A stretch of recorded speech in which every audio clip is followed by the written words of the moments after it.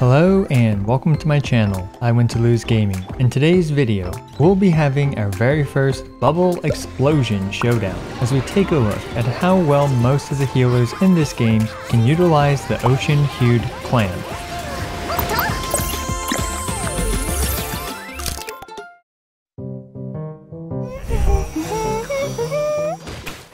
Patch 2.3 introduced us to the new artifact set, the Ocean Hued Clam. In this video, let's see Hued make the most clam harass healer.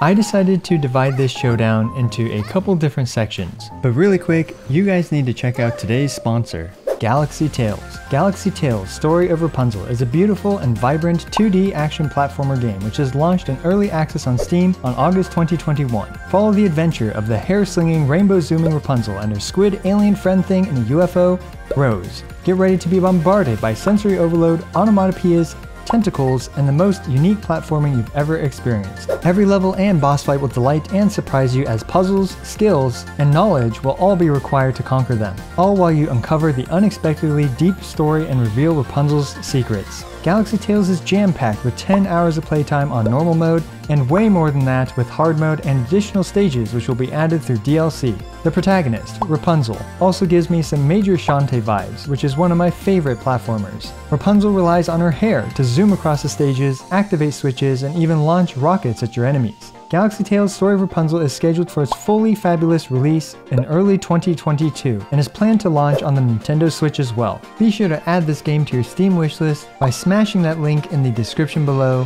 and then smashing that Add to Wishlist button on their Steam page. Huge thanks to Galaxy Tales Story of Rapunzel for sponsoring this video. There are many waves that a healer can heal, and I decided on the following waves: on-field healing, off-field healing, and one big healing. On-field healing is when the healer is on-field performing their healing duties.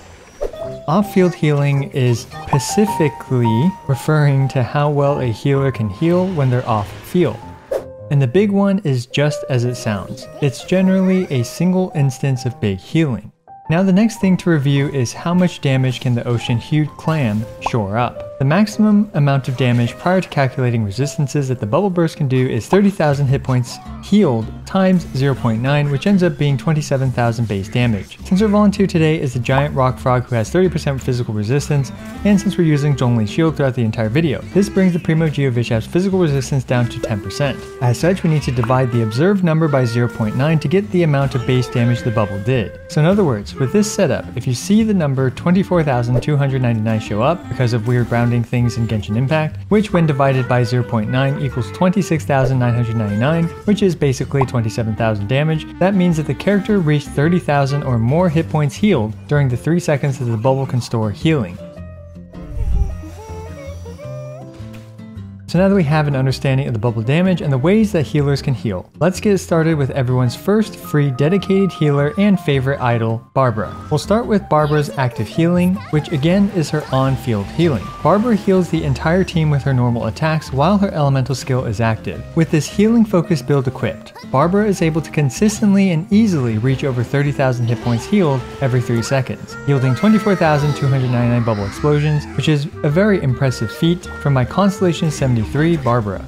Now let's see how Barbara's off-field healing performs. Each tick of her elemental skill appears to happen no more than once per bubble. Sadly, Barbara's off-field bubble popping performance is at a paltry 4,681 base damage. And last but not least, for our favorite nun idol, we have Barbara's one big heal, which is accomplished by simply pressing Q. By pressing Q, Barbara heals the entire team by a good amount and deals the maximum base bubble damage of 27,000 damage.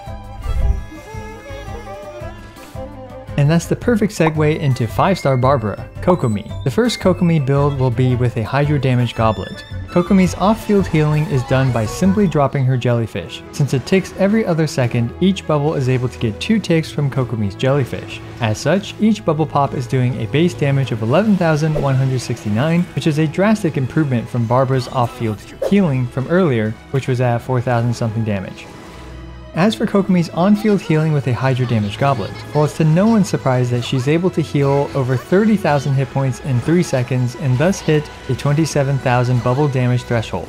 Since Kokomi with a Hydro Damage Goblet can hit the maximum amount of bubble damage while on field during her burst, the only thing an HP Goblet can improve is her off-field Jellyfish. Her off-field Jellyfish is now doing 12,481 damage, a 17.4% increase from the Hydro Damage Goblet variant. I'd say that this is definitely not worth swapping over to an HP percent Goblet. Next we have arguably the most anticipated beneficiary from this artifact set, everyone's favorite zombie, Chi-Chi. Here I have Chi-Chi with a max attack build, sporting an attack percent Goblet and an Amanoma Kageyuchi, which provides additional attack percent and is free to play friendly. Let's see how potent her on-field healing is with this setup. Well, it's to no one's surprise that Chi-Chi is able to hit the maximum 27,000 base bubble pop while she's on the field.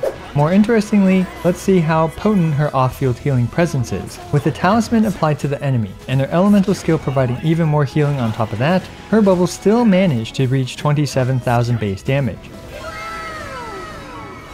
Chi-Chi thus far has the best off-field bubble damage. But wait, there are many more healers to take into consideration, with everyone's favorite child bartender, Diona, who attempts to make her drinks as foul-tasting as possible. Diona here is using the standard sacrificial bow build. Now Diona's burst is only able to functionally provide off-field healing, and here we can see that Diona's bubbles are doing 10,257 damage, which equates to 11,408 base bubble damage. Surprisingly, this is as potent as Kokomi's Jellyfish for off-field bubble potential. Next we have the Grandmaster herself. Here I have the same attack focus build that I had for Chi-Chi, since Jean's healing also scales off her attack stat. Jean's burst provides a one-time giant heal which easily hits the healing cap and thus provides us with a 27,000 base damage bubble. However, let's see how the bubble does after that. As for her off-field bubble bursting power, it appears to be around 10,040 base damage bubbles. And next we have a Knight of Favonius wannabe, Noelle. Now I have an absolutely abysmally built defense percent Ocean Hued Clam set on Noelle that purely focuses on her healing abilities. Let's see how potent her bubbles are. Surprisingly to me, Noelle's on-field bubbles with this healing focused build are easily hitting the 27,000 damage cap. Of course, Noelle has no ability to provide passive healing or a one-time big heal, so this is the only metric to measure her at. Sayu is next, and Sayu is similar to Noelle in that she has a dilemma to deal with. Should she run an Elemental Mastery build, or should she run an attack build to maximize her burst healing? Since I haven't gotten any Elemental Mastery main stat clams, I'm forced to run an attack percent build for this test. With the initial cast of her burst, it manages to hit the 27,000 base bubble damage threshold. Her off-field healing presence is actually very potent, providing 19,377 at most, but this result seems to be a bit inconsistent at times. And finally, you can keep Sayu on field to do swirls to increase her on-field healing by just a bit. But since my Sayu doesn't have an Elemental Mastery build, her on-field swirls will not heal for very much. And lastly, sorry to burst your bubble, but Bennett can't even burst his own bubble. While his healing is enough to heal 30,000 hit points in 3 seconds, once the character in question is over 70% HP, his burst no longer heals and thus no more bubbles.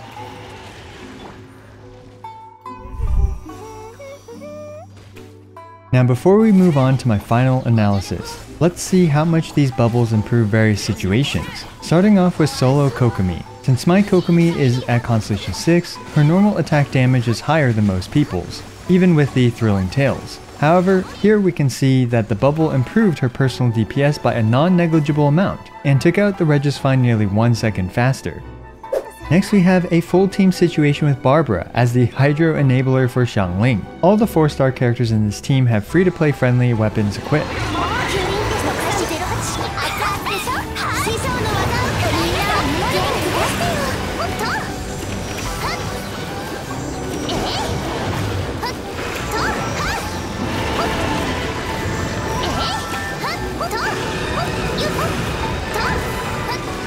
We can see that against the Primo Geo Bishop in this example, the bubble damage barely improved this team's damage output, if at all. The time difference can really be attributed to many other factors. And although this does drastically improve Barbara's personal damage output, using Barbara as an on-field character is overall not recommended. And while of course it worked in this example, it's simply suboptimal to other options like Child or even Xingqiu. Nonetheless, it's still a fun and interesting build and makes Barbara a little bit more viable than she used to be.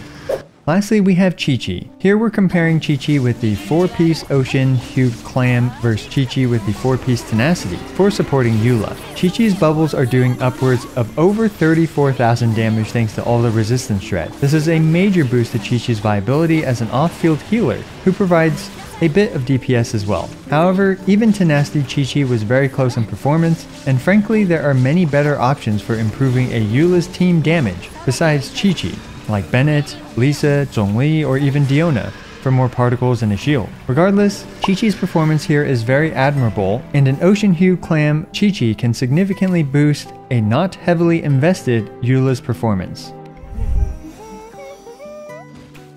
So here is the entire chart for all these tests. The results that stand out the most, in my opinion, are Barbara's on-field healing and Qiqi's off-field healing, both surpassing my personal expectations. Barbara is a more viable but still not good on-field damage character thanks to the consistent max bubbles. Interestingly enough, Barbara can run these sacrificial fragments instead of the thrilling tails for nearly 100% E uptime, and she's still able to hit the bubble cap. Qiqi's off-field presence is the longest and most reliable way to activate fully charged bubbles. Her burst provides a 15-second talisman, and her passive provides another 6-second talisman for up to 21 seconds of talisman goodness. Qiqi can add some noticeable off-field damage through her incredibly good off-field healing output. Unfortunately, once the monster in question is dead, then her talisman dies with it. As for Kokomi, well, in my opinion, it's not worth sacrificing her Hydro Damage Goblet for marginally better off-field jellyfish healing. And since she can hit the bubble cap with a Hydro Damage Goblet, you're able to not sacrifice much damage and still maintain maximum bubble bursts. Now, a couple interesting things about this set. Barbara's Constellation 6 activates the bubble, adding another way for Barbara to proc a max damage bubble. So to summarize, in the end, the biggest winner from this set is likely Qiqi. While not making her amazing or anything since she lacks any sort of particle generation to maintain her burst uptime, Qiqi still offers a ton of healing and also some non-negligible off-field damage. Next, I think Barbara is the second biggest winner, since this boosts her on-field DPS presence much more than any other character because of how low her on-field DPS presence was to begin with. And also her uptime on max damage bubbles while on-field is extremely good with the sacrificial fragments. While still not a build that I recommend to pursue unless you already have a built Barbara, the Ocean Hued Clam does make Barbara a better driver for off-field DPS characters like Xingqiu, Xiangling, Beidou, etc. than she used to be. Kokomi also got a nice little boost to her damage, providing maximum bubbles during her burst while she's on field, and also some 10 to 12k bubbles while she's off field. As for Diona, Sayu, Jean, Noelle, and Bennett, they all have significantly better builds in this Ocean Hued Clam set. While Jean and Sayu can hit the bubble threshold once with their one-time big heal, they are much better off builds with the Viridescent Veneer or raw Animo damage for Jean. As for Noelle, she provides plenty of healing for the party with a Geo damage build, and each of her slashes when properly built with the Husk of Opulent Dreams can do at least 20 to 30,000 damage. So it's absolutely not worth maximizing her bubble damage or sacrificing the massive 54% defense and 24% geo damage that the Husk of Opulent Dreams provides. So there you go, the first ever bubble showdown to find out who the clammiest healer is. And again, huge thanks to today's sponsor. Just go smash that link in the description below. Galaxy Tales Story of Rapunzel is a game that I plan to personally play because of how awesome it looks. Also, I regularly make Genshin Impact videos ranging from Caesar showcases, DPS showdowns, guide videos, and more. So be sure to smash the subscribe button as it's the best and easiest way for you to support my work. Also, don't forget to like the video and leave a comment for the YouTube algorithm. As always, I appreciate every single one of you. This is I Went to Lose, signing out.